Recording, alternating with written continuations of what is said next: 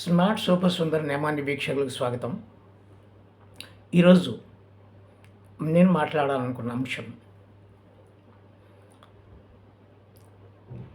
Private దేవాలయాల్లో, ముఖ్యంగా government endowments department కంట్రోల్‌లో లేనటువంటి దేవాలయాల్లో అక్కడికి వచ్చే భక్తులు పరిస్థితిని అంచనా వేసేది అక్కడ ఉండేటువంటి ఆలయ నిర్మాణకర్త, లేదా దానికి ఎవరైనా సెక్రటరీలు, చైర్మన్లు ఉంటే వాళ్ళే పర్యవేక్షిస్తూ ఉంటారు.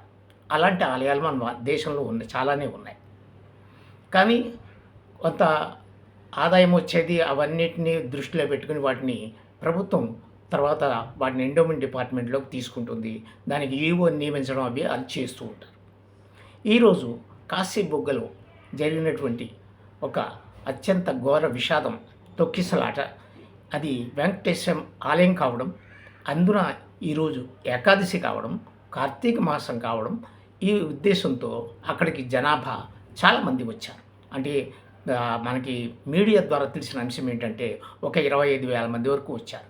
కానీ అది 2-3 వేల మంది మాత్రం పట్టగలిగేటువంటి స్థలం కలిగి ఉన్నట్లుగా అక్కడ మనకి అందినటువంటి సమాచారం అన్నమాట. ఇది జూలైలో ప్రారంభించారు అని చెప్తున్నారు. నిజానికి ఇది హరిముకుంద్ పాండా అనేటువంటి ఒక వ్యక్తి ఒక 10 ఎకరాల స్థలంలో దీన్ని నిర్మించడం జరిగిందనమాట. అయితే ఆయన ఆలయాన్ని అయితే ప్రారంభించాడు, కానీ అక్కడ ఇంకా నిర్మాణ పనులు కొనసాగుతున్నాయి. ఈ తొక్కిసలాట జరిగిన చోటే ఆ యొక్క ప్రమాదం జరిగినది. అక్కడ ఉన్నటువంటి బారికేడ్స్ ఏవైతే ఉన్నాయో దాని మీద ప్రెషర్ పడి అవి విరిగిపోయాయి. దాంతో తొక్కిసలాట జరిగింది. ఆ తొక్కిసలాటలో 10 మంది భక్తులు మరణించారు. అందులో కొంతమంది పిల్లలు కూడా ఉన్నారట.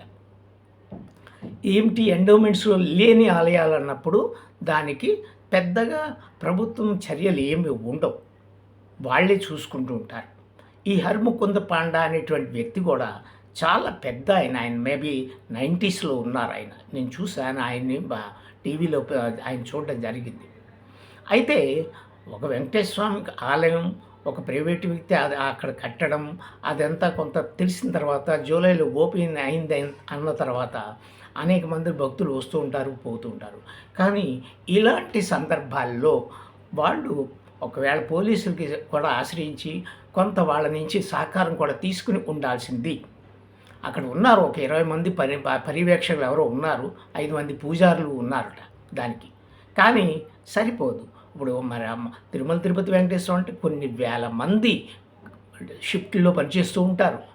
అలాగే శ్రీకాళహస్తి, లేదా ఇంకో శ్రీశైలం, ఇంకో సింహాచలం, ఇవన్నీ ప్రభుత్వం చేత నడపబడుతున్నటువంటి సంస్థలు. వీటికి ఈవోలు వాళ్ళు ఉంటారు, ఖచ్చితంగా చైర్మన్లు, ఈవోలు ఉంటారు.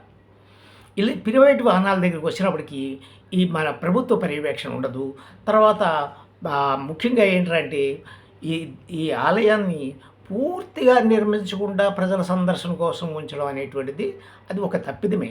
ఎందుకంటే పూర్తి అయిన తర్వాత దాన్ని ప్రజల సందర్శనకి పెట్టి ఉంటే ఈ ఇబ్బందులు ఉండేవి కావు. ఇంకా కొంత నడుస్తోంది. అలాగే అది 2-3 వేల మంది పట్టే చోట 25,000 మంది రావడం, అలాగే భక్తులు, ఎందుకంటే భక్తుల్లో అనేక వాళ్ళకి ఇవి ఏదంటే మన విశ్వాసాలు ఎక్కువగా ఉంటూ ఉంటాయి. ఈవేళ శనివారం అని, కార్తీక మాసం అని, అలాగే శనివారం అంటే వెంకటేశ్వర ప్రీతి అని, అది వెంకటేశ్వర గుడే అవడము. ఈ ఆలయ నిర్వాహకుడు అంటే జనరల్గా ప్రైవేట్ శక్తుల్లో ఉన్నప్పుడు ఇంత పెద్ద అంచనా వేయరు కూడా. అలా అంచనా వేసి ఉంటే జరిగేదే కాదు. ఈ రకమైనటువంటి దురదృష్టమైన ఘటనలు మనకి కొంత ప్రభుత్వానికి చెడ్డ పేరు తెప్పించేవిగా ఉంటాయి. కాబట్టి ప్రభుత్వాలు ప్రైవేట్గా ఉన్న వాటి మీద కూడా, కొంచెం పేరున్న ప్రైవేటు వాటి మీద కూడా దృష్టి సారించాలి. అలాగే వాళ్ళు ప్రత్యేకించి దాని మీద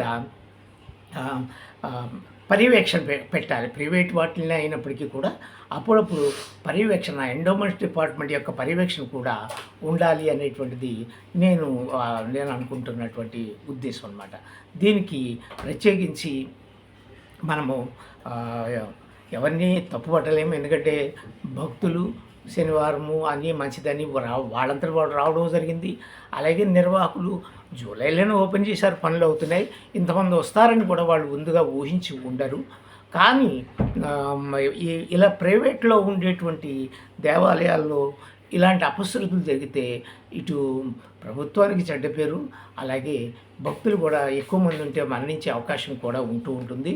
ఈ పూర్తి స్థాయి కన్స్ట్రక్షన్ జరగక మునిపే దాన్ని భక్తులు ఓపెన్ చేయడమే ఇది ఈ ప్రమాదానికి కారణం. ఇప్పుడు కొంతమందిని హాస్పిటల్కి జాయిన్ చేశారు, తీసుకువెళ్ళారు కొంతమంది చికిత్స కోసం. అక్కడికక్కడే 10 మంది వరకు చనిపోయారు.